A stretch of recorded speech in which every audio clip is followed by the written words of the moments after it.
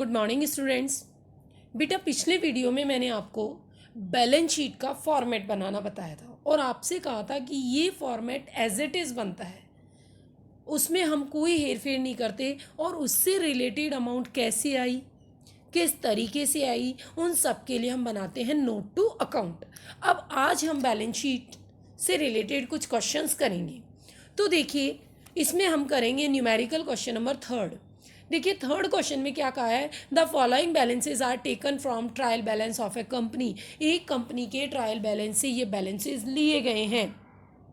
अब इसमें आपका काम सिर्फ इतना सा है कि पहले आप ये छांटो कि कौन सी चीज़ किस हेडिंग में जाएगी। जैसे लोन फ्रॉम आईडीबीआई से लोन लिया, तो लोन आप लेते हो तो ये किस में जाता है, लॉन्ग टर्म बोरोइंग्स में।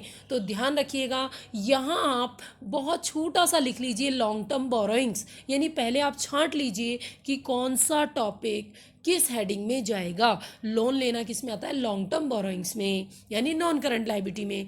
फिर लैंड एंड बिल्डिंग, ये किस में आता है बेटा, टेंजिबल एसेट्स में। फिर फर्नीचर टेंजिबल एसेट्स में। इन्वेस्टमेंट में आएगा। पी&एल का डीआर बैलेंस हमेशा जाता है रिजर्व एंड सरप्लस में। किस में जाएगा, रिजर्व एंड सरप्लस। मैं बोले जा रही हूँ, आप पेंसिल से यहाँ पास में ये सारी हेडिंग लिख लें। फिर ट्रेड रिसीवेबल, ये बेटा करंट एसेट्स में आता है ट्रेड रिसीवेबल। इन्वेंट्री, ये भी करंट एसेट्स का हिस्सा होता है। और कैश एंड कैश इक्विवेलेंट, ये भी करंट एसेट्स का क्या होता है, हिस्सा होता है। अब हमें पता लग गया कि बैलेंस शीट में कौन कौन सी हेडिंग से रिलेटेड हमारे टॉपिक्स हैं। अब उनको लेते हुए हम क्या बना लेंगे, बैलेंस शीट का इसमें केवल एसेट साइड हमसे पूछा है। केवल कौन सा साइड पूछा है, एसेट साइड। तो देखिए हम बनाएंगे balance sheet as on particular, note number, account for current year और प्रीवियस ईयर। ध्यान रखना प्रीवियस ईयर का कॉलम बनाना ज़रूरी नहीं है, ये एक क्वेश्चन में मैंने बनवा लिया है। बाकी जब तक प्रीवियस ईयर की इन्फॉर्मेशन नहीं हो आपको इस कॉलम को बनाने की ज़रूरत नहीं है। तो हमने एसेट साइड पूछी है, तो बेटा हम एसेट साइड ही बनाएंगे। और एसेट साइड में लिखेंगे सबसे पहले एसेट्स। फिर एसेट्स में फर्स्ट कॉलम किसका होता है, नॉन करंट एसेट्स का। फिर नॉन करंट एसेट्स का भी ए पॉइंट क्या होता है, फिक्स्ड एसेट्स। मैं फिर कह रही हूँ आपको पहले बैलेंस शीट के फॉर्मेट को अच्छे से याद करना होगा। फिर टेंजिबल एसेट्स, तो देखिए हमारे टेंजिबल एसेट्स कितने की है वो हम वर्किंग नोट से निकालेंगे। यहाँ आप डाल देंगे वर्किंग नोट नंबर 1। यहाँ क्या लिख देंगे बेटा, working note number 1। First number आप यहाँ लिख देंगे, मैं लिखने से भूल गई। फिर ये पैसा कैसे कहाँ से आया, आप सिर्फ हेडिंग डाल के छोड़ दें, ये कॉलम पैसे वाला अभी खाली छोड़ दें। फिर इंटेंजिबल एसेट्स, फिर नॉन करंट इन्वेस्टमेंट क्वेश्चन में दिए हुए हैं। फिर करंट इन्वेस्टमेंट, इसमें आ जाएगा हमारे inventories, trade receivable, cash and cash equivalent. इस तरीके से हमारा टोटल हो जाएगा। लेकिन ये पैसा कैसे आया, किस तरीके से आया, इसके लिए बनेगा बेटा नोट टू अकाउंट। तो नोट टू अकाउंट में सबसे पहले बनाएंगे टेंजिबल एसेट्स। आपको पता है 3 टेंजिबल एसेट्स थी, land and building, plant and machinery और फर्नीचर। बेटा तीनों को ऐड करेंगे, ऐड करने का काम करेंगे नोट टू अकाउंट में। और ये फिर 6,73,000 जो आया, ये ऐसे कैसे हम उठा के किस में लिख देंगे, टेंजिबल एसेट्स के आगे। क्लियर। उसके बाद नेक्स्ट है नॉन करंट इन्वेस्टमेंट। इसमें खाली इन्वेस्टमेंट है जो हम किस में लिख देंगे, नॉन करंट इन्वेस्टमेंट में। उसके बाद वाले सारे पॉइंट हमें इसी नाम से दिया हुआ है। तो इन्वेंट्री का पैसा इन्वेंट्री के आगे लिख देंगे, ट्रेड रिसीवेबल का पैसा ट्रेड रिसीवेबल के आगे लिख देंगे, और कैश एंड कैश इक्विवेलेंट का पैसा उसके आगे लिख देंगे। लेकिन इस हेडिंग के अलावा किसी और नाम से अगर हमें हेडिंग दी हुई है तो हम उसे पहले नोट टू अकाउंट में शो करेंगे कि यह पैसा कहाँ से है, लेकिन आप हेडिंग चेंज नहीं करेंगे। जैसे इन्वेस्टमेंट है, बुक में केवल इन्वेस्टमेंट दिया है, लेकिन हम हेडिंग में क्या लिखेंगे, नॉन करंट इन्वेस्टमेंट। और फिर नोट टू अकाउंट में शो करेंगे कि नॉन करंट इन्वेस्टमेंट में हमने किसको शामिल किया है, इन्वेस्टमेंट को शामिल किया है। इस तरीके से बेटा हमारे बनेगी बैलेंस शीट की एसेट साइड। क्लियर। उसके बाद हम करेंगे नेक्स्ट क्वेश्चन नंबर 4। नेक्स्ट क्या करेंगे, क्वेश्चन नंबर 4। तो देखिए 4th क्वेश्चन में भी हमारा काम वही है। हम पहले क्या बनाएंगे बच्चों, पढ़ के देखेंगे कि कौन सा टॉपिक किस हेडिंग में आएगा। तो देखिए सबसे पहले 1,20,000 equity share, of 10 is fully call up, 1,20,000 था। आप मुझे बताओ ये इक्विटी शेयर कैपिटल किस में आती है? शेयर कैपिटल में। किस में आती है? शेयर होल्डर फंड में शेयर कैपिटल। तो यहाँ लिख लीजिए शेयर कैपिटल। फिर कॉल्सिन एरियर, आपको पता है शेयर कैपिटल में से कॉल्सिन एरियर क्या होगी? माइनस। लेकिन ये माइनस करने का काम कहाँ करेंगे हम? नोट टू अकाउंट में। तो इसके आगे लिखो नोट टू अकाउंट, क्योंकि ये हम बैलेंस शीट में नहीं दिखाते हैं।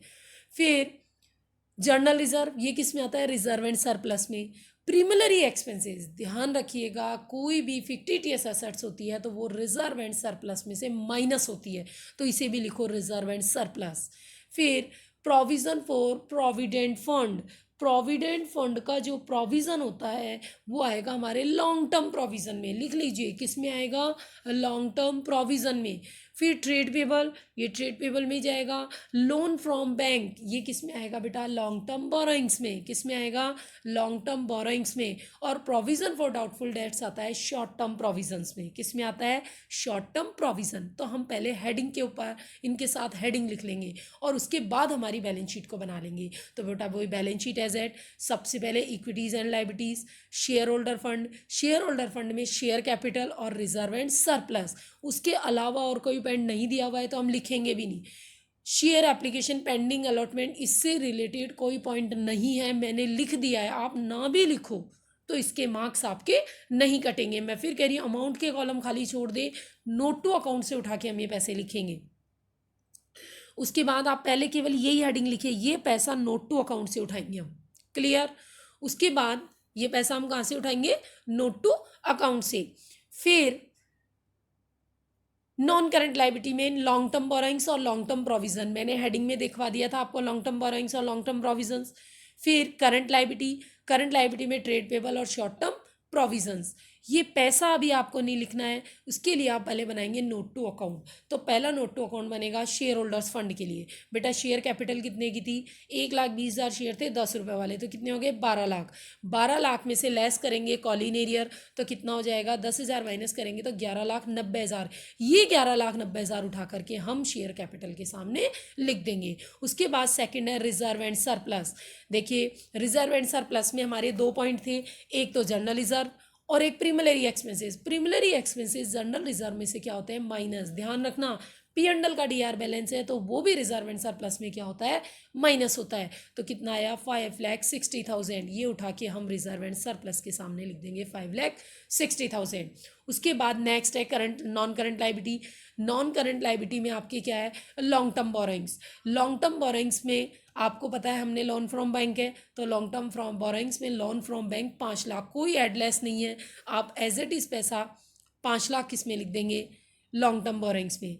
फिर long term provisions, long term provision में प्रोविजन फॉर प्रोविडेंट फंड, आपको पता है एम्प्लॉयज़ का पीएफ लंबे समय के लिए होता है इसलिए वो लॉन्ग टर्म प्रोविजन में आएगा और ये हम लॉन्ग टर्म प्रोविजन में लिख देंगे 1,20,000। लेकिन यहाँ डिटेल में बताएंगे कि लॉन्ग टर्म प्रोविजन में हमारा किस चीज़ का पैसा है? प्रोविडेंट फंड का। फिर है short term provision. Short term provision में प्रोविजन फॉर डाउटफुल डेट्स, लेकिन यहाँ लिखेंगे provision for doubtful debts, main balance sheet में तो हम शॉर्ट टर्म प्रोविजन ही लिखेंगे। ट्रेड करंट लाइबिलिटी में ट्रेड पेबल और शॉर्ट टर्म प्रोविजंस। इस तरीके से बेटा आप पहले बैलेंस शीट में जितने भी पॉइंट्स दिए हुए उनकी हेडिंग देख लेंगे कि आप बैलेंस शीट की कौन सी हेडिंग में उसे लिखेंगे। फिर उन हेडिंगों को लेते हुए पूरी बैलेंस शीट बना लेंगे, अमाउंट की कॉलम्स खाली छोड़ देंगे। फिर अमाउंट के कॉलम हम कहाँ से उठाएंगे? नोट टू अकाउंट में डिटेल लेके नेट वाला जो कॉलम है इसके पैसे उठा के हम वहाँ लिख देंगे और जो सीधे हेडिंग के साथ ही पैसे दिए हुए हैं उन्हें हम डायरेक्ट ही लिख देंगे। जैसे आपको पता है ट्रेड पेबल का पैसा आप डायरेक्ट लिख देते हो क्योंकि आपको डायरेक्ट दिया हुआ है। इस तरीके से बेटा हमारे ये क्वेश्चन बैलेंस शीट वाले होंगे। उसके बाद नेक्स्ट क्वेश्चन नंबर, हाँ तो नेक्स्ट क्वेश्चन नंबर 6th।